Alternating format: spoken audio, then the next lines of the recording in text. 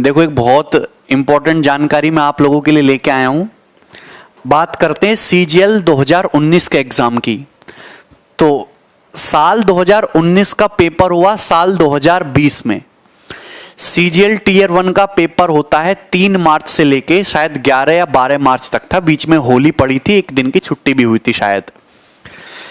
Tier 1 का paper हो जाने के बाद टीयर 2 की डेट आती है, 3-4 डेट आती हैं, फिर फाइनली कोविड आ जाता है, कोविड।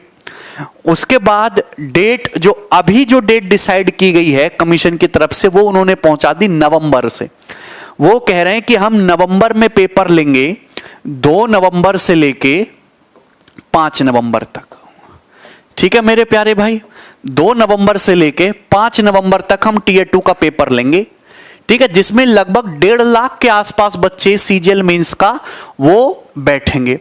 अब ये बताओ, ये पेपर करा रहे 3 शिफ्ट में। अभी डेट आई है कि जो टीयर 3 का जो पेपर है, सीजीएल 2019 का जो डिस्क्रिप्टिव का टीयर 3 का पेपर है, वो पेपर होना है 22 नवंबर को, संडे वाले दिन। वो होना है एक ही शिफ्ट में। ठीक है मेरे प्यारे भाई, और यहां पे जो लिखा हुआ है, all the candidates who are qualified in tier 1 examination will be eligible to appear in tier 2 and tier 3। जितने भी स्टूडेंट जिन्होंने टियर 1 क्वालिफाइड किया है वो टियर 2 भी देंगे और टियर 3 भी देंगे। तो आप ये बताओ मेरे प्यारे भाई कि जब टियर 2 का पेपर 2 नवंबर से 5 नवंबर के बीच में हो रहा है, टियर 3 हो रहा है 22 नवंबर को, बीच में गैप है 16-17 दिन का। ठीक है, ये पेपर तो करा रहे हैं वो लोग 3 शिफ्टों में, तो टियर 3 का पेपर वो एक शिफ्ट में करा रहे हैं। पेंडेमिक को कोई भी इग्नोर नहीं कर सकता। अगर देश में बीमारी की वजह से पर डे 700 से 800 लोगों की जानें जा रही हैं और 60,000 से ज्यादा केस पर डे आ रहे हैं, विश्व में सबसे ज्यादा है, तो इस बात को इग्नोर तो नहीं कर सकते, जिसकी वजह से सारे कोर्ट बंद हैं, संसद बंद हैं, बड़ी बड़ी मीटिंग्स नहीं हो रही, लोग घर से काम कर रहे हैं, गवर्नमेंट और एग्जाम हो रहे हैं। ठीक है मेरे भाई, तो अगर यहाँ पे 3 शिफ्ट में, क्योंकि कम स्टूडेंट आएंगे सेंटर्स पे, छोटा छोटा सेंटर बनाएंगे, तो ये जो टियर 3 का पेपर है, फिर वो 1.5 लाख बच्चे एक ही दिन में पेपर देंगे, तो गैदरिंग ज्यादा होगी। तो इसका मतलब कुछ ना कुछ तो गवर्नमेंट को इसके बारे में सोचना चाहिए। और आगे भी इन्होंने बोला है कि आप वेबसाइट पर रेगुलर अपडेट होते रहें, देखते रहें उसको। सीएचएसएल कब होगा उसके बारे में अभी कोई जानकारी नहीं है। नेक्स्ट पेज पे है, ये तो पुराना ही नोटिस है ना। हाँ, ये तो सीएचएसएल की डेट है भाई, वो तो combined higher secondary level tier 1 का पेपर तो उन्होंने अक्टूबर में बता रखा है, ये तो अक्टूबर में होगा। ठीक, तो अभी इतनी बात क्लियर है कि गवर्नमेंट या एसएससी जो है एकदम रिजिड है पेपर कराने के लिए, और पेपर अब गारंटीड होना ही होना है।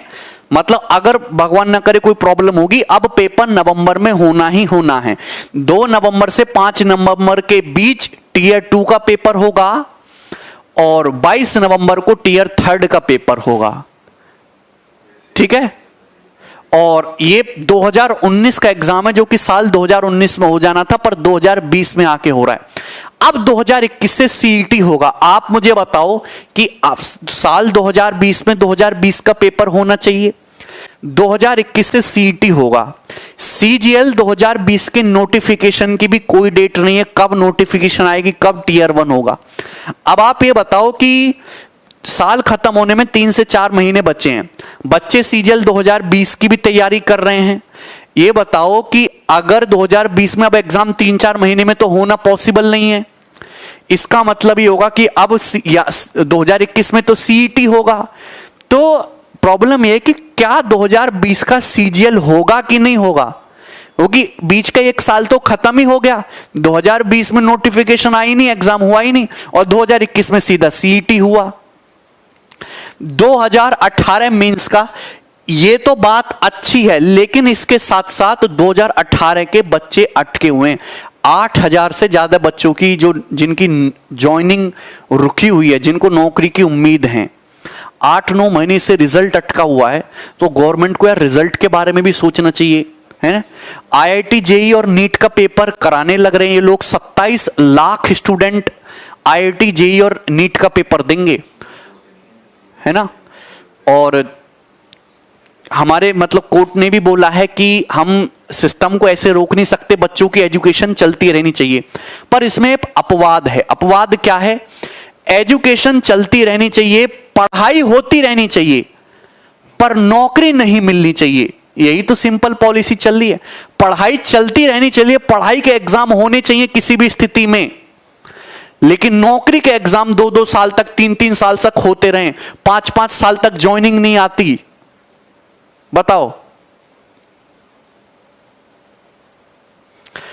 तो वो 10th 12 उनकी जो प्रायोरिटी है, वो जो बच्चे हैं वो 10th 12th वाले, उनकी प्रायोरिटी एकदम अलग है और आपकी प्रायोरिटी एकदम अलग है। तो गवर्नमेंट को भी फायदा है, जेईई का, नीट का पेपर हो, कोचिंग संस्थान को भी फायदा है।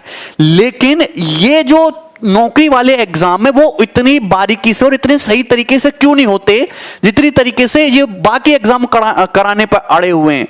चाहे वो बोर्ड के पेपर हो, चाहे वो जेईई के पेपर हो, चाहे नीट के पेपर हो। हमारा एसएससी का या एनटीपीसी का पेपर इतनी आसानी से क्यों नहीं होता? 1 साल के अंदर सारी कार्रवाई क्यों नहीं खत्म होती? अगर गवर्नमेंट को नौकरी नहीं देनी है तो सीधा सीधा मना कर दो, भैया हम तो चीजों को लंबा खींचना चाहते हैं, तो बच्चे कहीं और ऑप्शन देखेंगे। इतने सारे मैसेजेस आते हैं कि सर मैं डिप्रेशन में, मैं क्या करूं, आगे क्या करूं, अभी तक मैं ये पढ़ रहा था, अब ये करूं। भाई 2-2 3-3 साल। आप ये बताओ कि जिस बच्चे ने, ये जो बच्चा ये 2019 की तैयारी शुरू किया था, आप ये बताओ 2019 का प्री फरवरी में हुआ, सॉरी मार्च में, तो वो तैयारी 6 महीने पहले से करना शुरू किया होगा। वो 2018 जून से तैयारी करना शुरू किया होगा मिनिमम।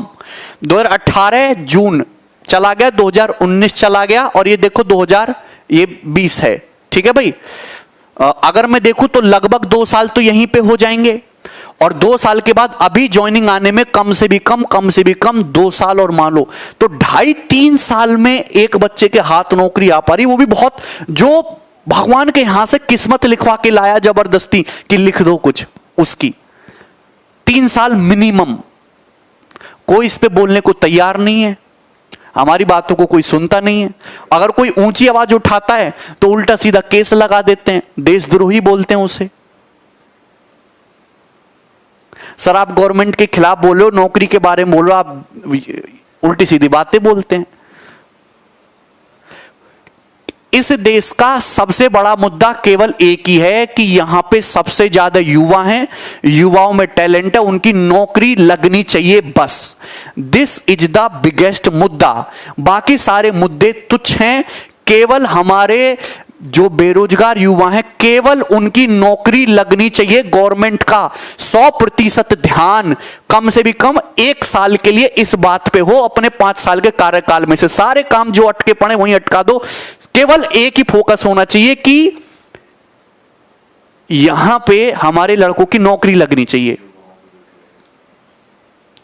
इनके टैलेंट का मैक्सिमम यूज हो। 21 साल से लेकर 29-30 साल की एज तक आदमी जो है वो चरम पे होता है, पीक पे होता है। जैसे हम अपने पीक पे हैं इस समय, उसी टाइम पीरियड में अगर आदमी पूरा स्ट्रगल में निकाल देगा, लालसा में निकाल देगा 30-31 में, तो फ्रस्ट्रेशन का लेवल आ जाता है। उसमें वो क्या काम करेगा और क्या देश के काम आएगा। मतलब हमारे पास एटम बम है हमारे देश में, इतने सारे युवा हैं और गवर्नमेंट उनका यूज नहीं कर रही।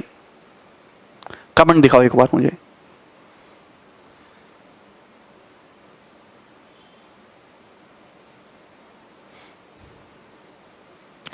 केवल रोजगार, ओनली रोजगार, हम बस केवल रोजगार के बारे में बातें होनी चाहिए। बाकी सारे मुद्दे छोटे हैं, उनको साइड करो। केवल रोजगार के बारे में बातें होनी चाहिए।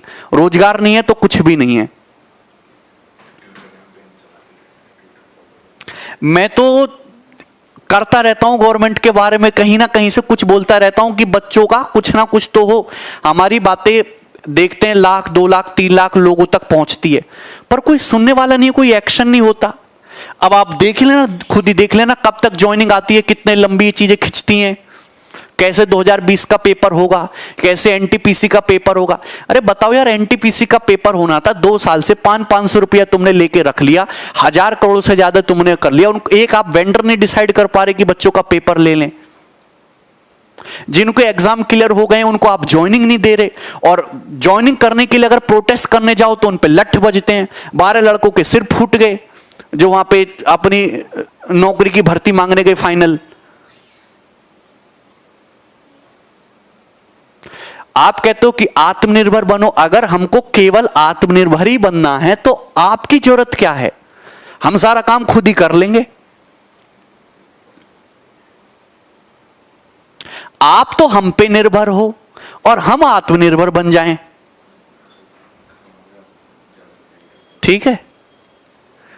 चलो भाई, तो पढ़ाई तो करते रहो और गवर्नमेंट को बोलते रहो, उनको आपको लड़ना नहीं है, आपको उनको अपनी आवाज रखने की ये हमारी डिमांड है, इसको पूरा करो। अदरवाइज वो लोग सुनने वाले नहीं हैं। काम चल रहा है, इसी रवैये से काम चलता रहेगा हमारा देश में।